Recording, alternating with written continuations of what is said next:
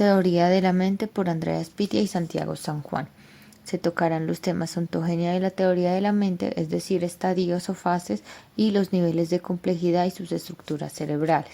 Los artículos que se tuvieron en cuenta para este video fueron: ¿qué es la teoría de la mente? De Era Katzo 2007, Teoría de la mente, evolución, ontogenia, neurobiología y psicopatología de Telles 2006, curso clínico y perfil neuropsicológico de un caso del trastorno neurocognitivo frontotemporal, mayor variante lingüística de Benavides 2021 y finalmente lesiones en la corteza prefrontal, ventromedial y su impacto en la cognición social de Sánchez 2019. Podemos hacer la analogía de que el cerebro es una máquina predictiva encaminada a reducir la incertidumbre del entorno según Era Katzo 2007. La teoría de la mente la podemos describir como una habilidad heteromegacognitiva, ya que hacemos referencia a cómo un sistema cognitivo logra reconocer los contenidos de otro sistema cognitivo diferente de aquel con el que se lleva a cabo dicho conocimiento. Ahora hablaremos de las fases de la teoría de la mente. La fase 1 se adquiere desde los 4 a los 5 años de edad. Corresponde a la habilidad para entender que otras personas pueden tener creencias falsas sobre el estado del mundo, que es diferente a nuestro propio concepto del mundo. Un ejemplo es que cuando niños decíamos, este es mi carro, pero realmente era el carro del abuelo, del tío, del padre o de la madre. En la fase 2 se alcanza entre los 6 y los 7 años. Se denomina la fase de creer en lo creído. Belief about belief en inglés. Hace referencia a la habilidad para reconocer que uno puede tener una creencia falsa acerca de lo que los demás creen. Por ejemplo, la imaginación de Papá Noel, el hada de los dientes. En la fase 3 se adquiere la habilidad para reconocer los errores. En francés, faux pas. Se alcanza entre los 9 y los 11 años de edad y corresponde a la capacidad de entender y reconocer situaciones en las que alguien dice algo inapropiado sin saber o entender que no debería decirlo. Es decir, que la gente puede equivocarse en forma inconsciente.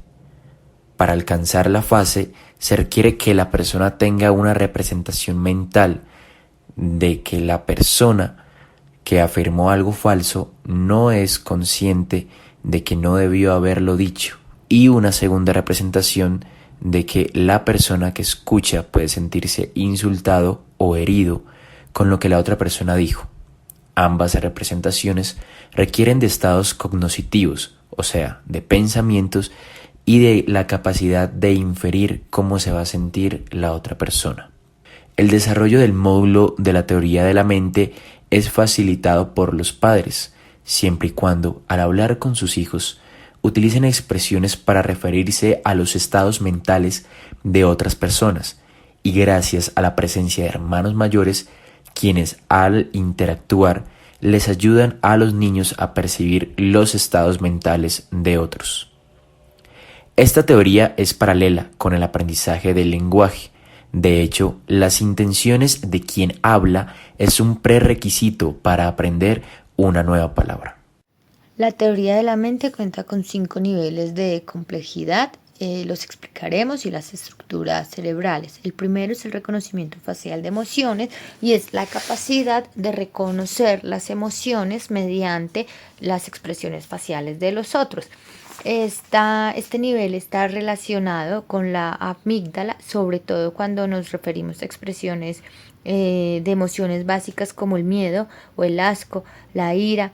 La amígdala tiene como su función principal convertir los estímulos que percibimos en cognición y en conducta para dotarlos de un valor emocional y social a estos estímulos que percibimos. Entonces es totalmente plausible decir que la amígdala reconoce el peligro y la amenaza con el fin de procesar los estímulos y ayudarnos a resolver la ambigüedad para poner en marcha una conducta, puede ser de retirada. El segundo nivel de complejidad son las creencias de primer y segundo orden. Las creencias también se conocen como las falsas creencias. Las de primer orden pues es la capacidad de comprender que alguien puede tener una creencia inexacta o falsa. Y normalmente se valora a través de una creencia de un personaje sobre una historia corta.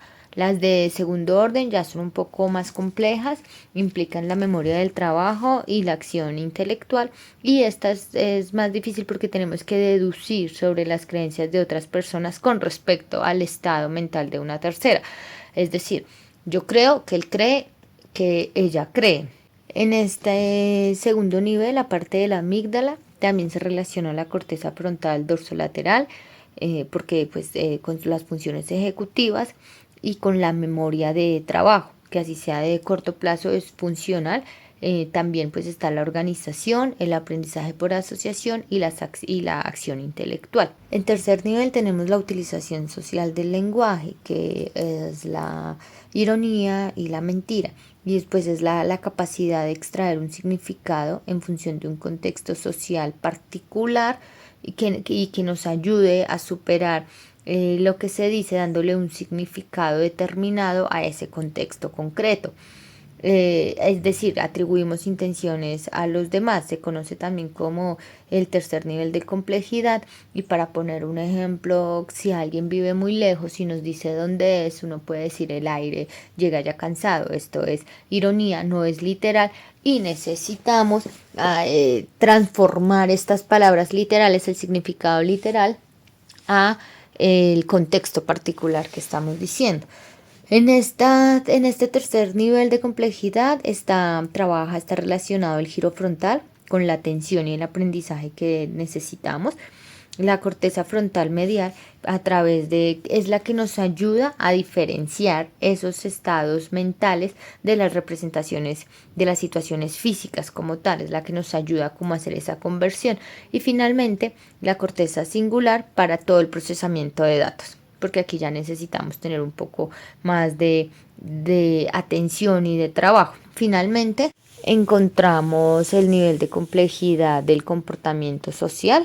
Aquí ya hablamos más como de sensibilidad social, es la capacidad de identificar lo inoportuno, de ponerse en los zapatos de otro y la capacidad de comprender las situaciones por las que puede pasar otra persona sin necesidad de que uno las esté pasando.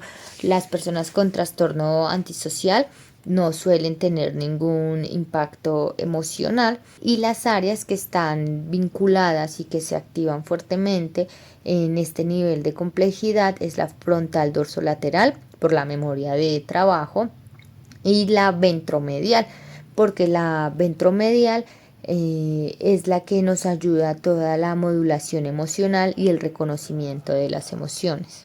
Entonces por aquí cuando podemos poner un ejemplo, cuando te están contando una historia y hay algo mal, uno se va poniendo tanto en el papel de la persona que le está contando como en el que lo estaba haciendo. Entonces, y ahí uno puede deducir, puede encontrar que algo está mal.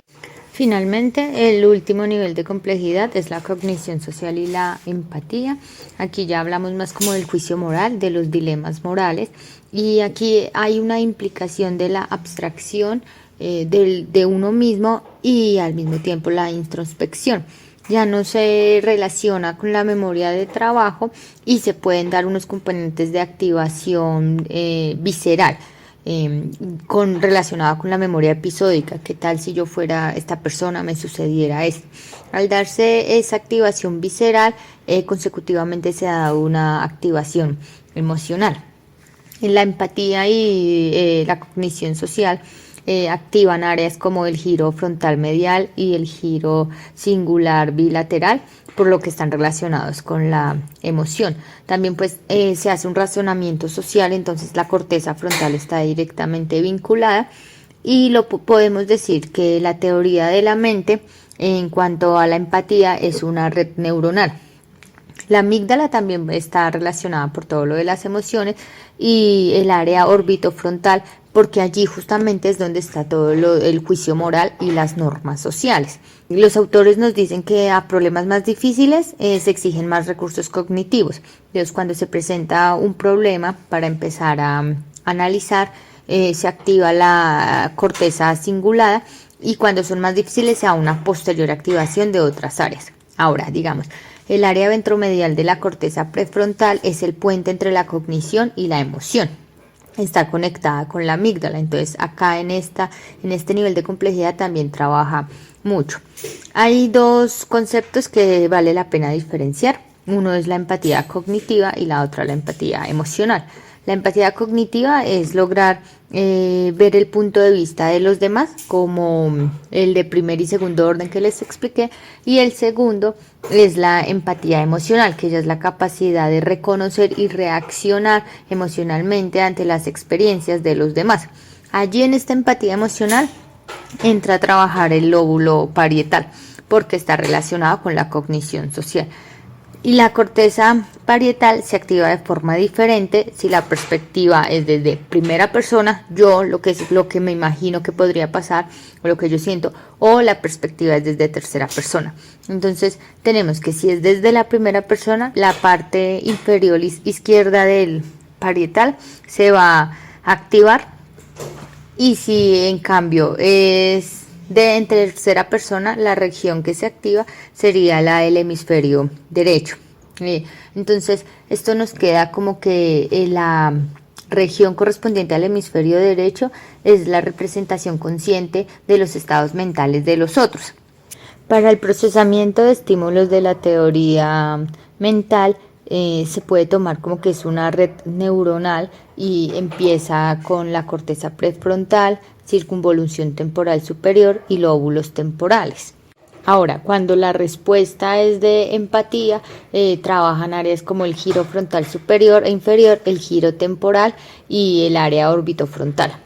Por todo lo anterior, si tenemos una lesión en el lóbulo frontal derecho, tendremos una dificultad en la apreciación de los estados mentales de las otras personas, no distinguimos bromas, y si por el contrario tenemos lesión bilateral, entonces seremos incapaces de comprender la fase 3 de la teoría, que es básicamente lo que le sucedió a nuestro estudio de caso, que un hombre de 58 años que fue diagnosticado con un accidente cerebrovascular en el área ventromedial de la corteza prefrontal, se le practicaron todas las pruebas de la teoría de la mente, especialmente la FPT, que es la que evalúa la fase 3, y se encontró que a comparación de su desempeño con respecto al grupo control, las respuestas y su desempeño fue muy pobre, dejando como conclusión que presentaba una dificultad para reconocer las representaciones afectivas